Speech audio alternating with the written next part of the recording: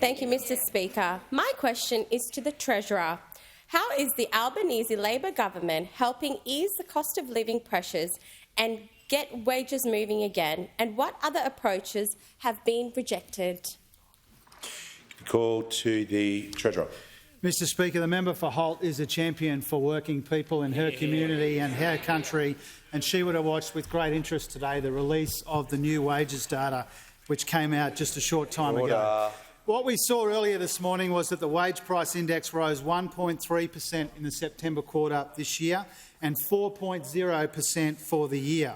This means, as the Prime Minister said, that real wages have grown now for the second consecutive quarter.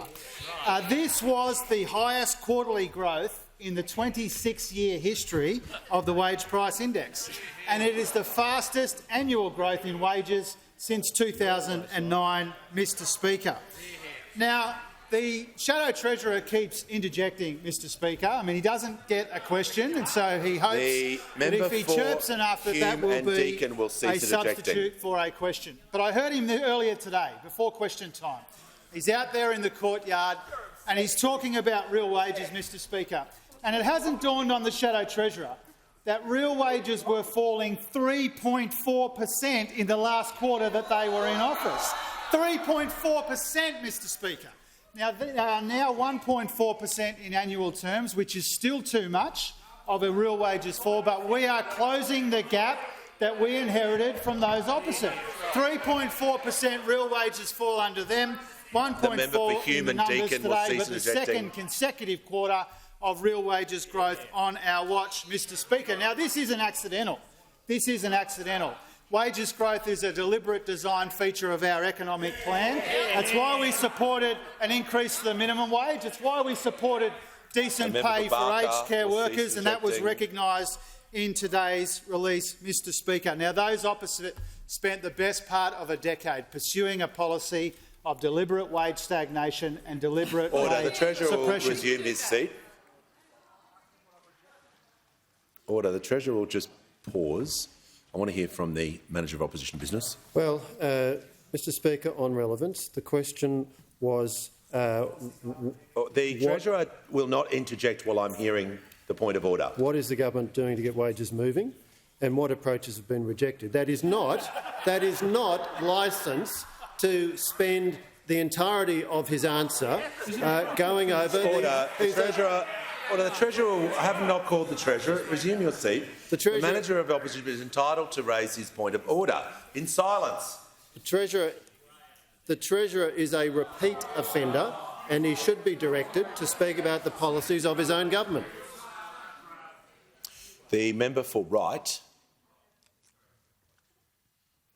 will not use that language. The Leader of the House. The point of order, Mr Speaker, the point of order raised by the Manager of Opposition Business actually explained why this answer is in order. When the question refers to what policies have been rejected, then to refer to the opposition's policies to keep wages down, to keep them low, as something that we have rejected is exactly what the question is asking the minister to respond to. I want to deal with this. The Treasurer has been going for 2 minutes. Part of the question did say what measures have been rejected. I'm going to ask him to return to the question to make sure he's talking about policy, not personality. I give him the call. Thank you, Speaker. We reject the deliberate wage stagnation and wage suppression which defined a decade of economic mismanagement from those opposite. And that's because on this side of the House, we see decent wages growth as part of the solution to cost of living pressures, not part of the problem, which is what those opposite think. Now, Mr Speaker, the sorts of rubbish that we hear about wages from those opposite, and particularly the Shadow Treasurer, might get him a polite little golfer's clap over a sherry at that Cookers convention he went to in London, or at the H.R. Nichols Society on Friday.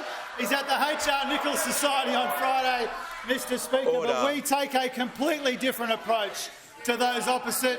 Getting wages moving again is a key part of our economic plan, and we are pleased to see today, for the second consecutive quarter, that real wages are growing again.